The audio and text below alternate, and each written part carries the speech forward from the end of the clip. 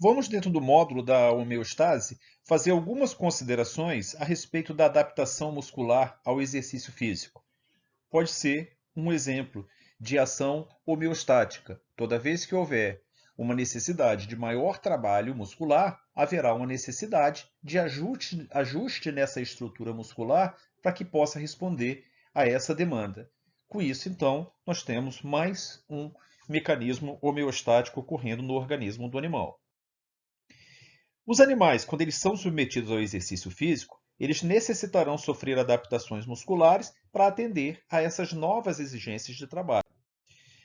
Lembrando que a estrutura muscular, ela apresenta, né, capas de tecido conjuntivo, como o epimísio, depois um perimísio, depois um endomísio, que acaba envolvendo a fibra muscular. Essa fibra muscular tem uma camada chamada de sarcolema e que envolve uma série de miofibrilas internas. E essas miofibrilas vão apresentar no sarcômero, a actina e a miosina, que são as proteínas que têm possibilidade de serem aumentadas, já que as células musculares não são células estáveis e não conseguem proliferar.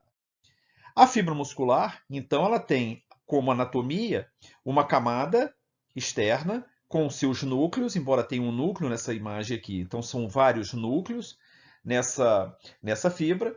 Internamente eu vou encontrar o retículo sarcoplasmático, vou encontrar uma série de mitocôndrias, já que há uma necessidade grande dessa célula ou dessa fibra muscular de produzir energia para essa contração muscular, e a miofibrila, onde eu tenho os filamentos grossos e filamentos finos, a actina e a miosina. As células musculares, como dito, apesar de multinucleadas, elas são estáveis, elas são incapazes de proliferar. No entanto, nós vamos observar que para que haja uma hipertrofia muscular, vai haver a necessidade desses filamentos aumentarem no interior da miofibrila.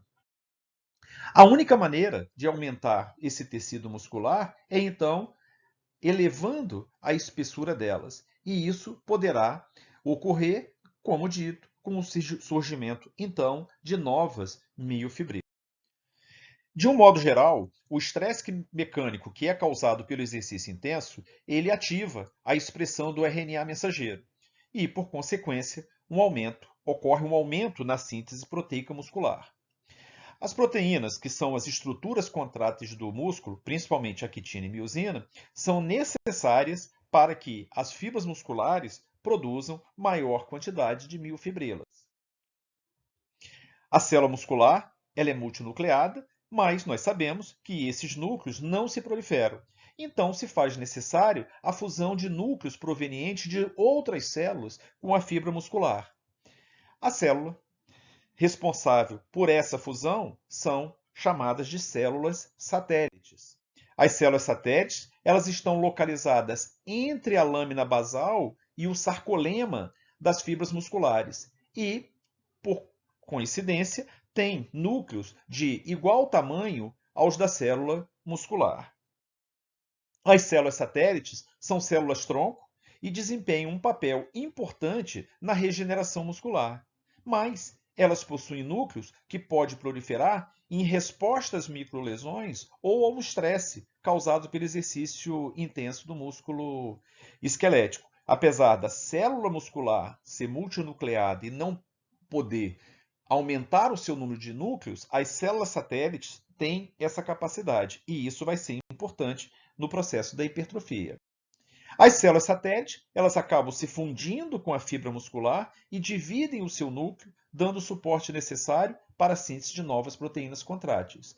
Como o número de núcleos novos é maior do que aquele necessário para preencher o espaço deixado pelas microlesões, a fibra muscular produz então um número maior de miofibrilas. Com isso, resulta na hipertrofia muscular, o que significa o aumento da fibra muscular, um aumento do conteúdo da fibra muscular, não um aumento do número de fibras musculares. É o que caracteriza a hipertrofia.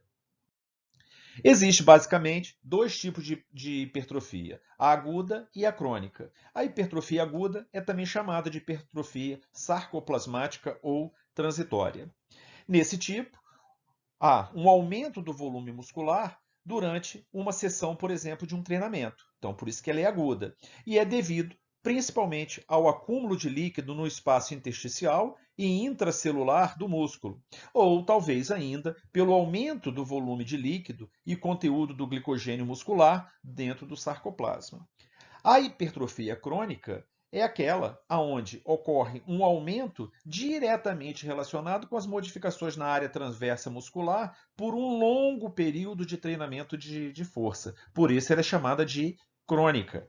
É aquela que persiste no dia a dia. Ela se deve, nesse caso, sim, a uma hipertrofia caracterizada pelo aumento de miofibrilas, né? Número de filamentos de actina-miosina, do conteúdo sarcoplasmático, do tecido conjuntivo, né, ou a combinação de todos esses fatores. Essa é a hipertrofia que persiste quando se tem trabalho muscular intenso entre que é submetido um animal ou o ser humano nas academias. Nessa imagem, nós observamos, de um lado, uma situação de hipertrofia e, do outro lado, uma situação que nós podemos chamar de hipotrofia ou atrofia. O que significa hiperplasia? A hiperplasia é aquele processo onde ocorre uma multiplicação celular. Isso não acontece com a fibra muscular, uma fibra dando origem a duas. O tecido epitelial tem essa capacidade, então as fibras musculares não são capazes de realizar a hiperplasia. O processo de hipertrofia, que é natural na fibra muscular, significa aquele processo onde uma célula ela aumenta o seu volume em função de uma síntese maior de proteínas, como é o caso da fibra muscular que nós estamos tratando. Se existe um trabalho para essa fibra muscular, ela garante, então, pelo princípio da homeostasia, um determinado volume que é compatível com a demanda daquele trabalho muscular. Se esse grupo muscular ele deixa de trabalhar, as suas fibras musculares, então, sofrem um processo de hipotrofia, uma redução do seu volume. Se houver uma situação já patológica, aonde não existe, por exemplo, estimulação nervosa, não existe demanda para esse músculo, apesar de existir a demanda, mas a informação neural não chega até essa fibra muscular e ela então não executa nenhum tipo de trabalho, pelo próprio princípio da homeostasia e da economia celular, o citoplasma, as proteínas, elas vão ser consumidas, vão ter um outro direcionamento no organismo. E aí, nesse caso, a fibra muscular sofre um processo de atrofia. Uma coisa interessante que vem sendo tratada, se mais recentemente, é a questão da memória celular. Vamos ver se nessa ilustração nós conseguimos entender, então, o processo que ocorre numa fibra muscular sem treinamento. Eu tenho a fibra muscular e uma determinada quantidade de núcleos, que são núcleos próprios da fibra muscular.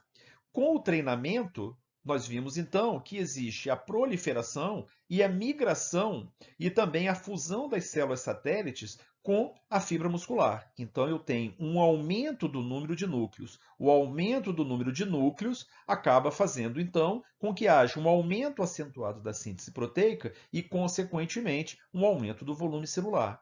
Se eu deixo de fazer o exercício físico, vem então a nossa memória celular que vem sendo dita. O que significa que, apesar de existir a hipotrofia, uma diminuição acentuada na síntese proteica, as células satélites deixaram os seus núcleos com capacidade de sintetizar proteína. Caso haja um retorno àquela atividade muscular mais intensa, a resposta, então, acaba sendo mais acelerada, uma vez que os núcleos já estão disponíveis para garantir essa síntese proteica. Bom, esperamos que essa videoaula tenha ilustrado um pouco mais o mecanismo da homeostase ou homeostasia que nós estamos tratando dentro desse módulo.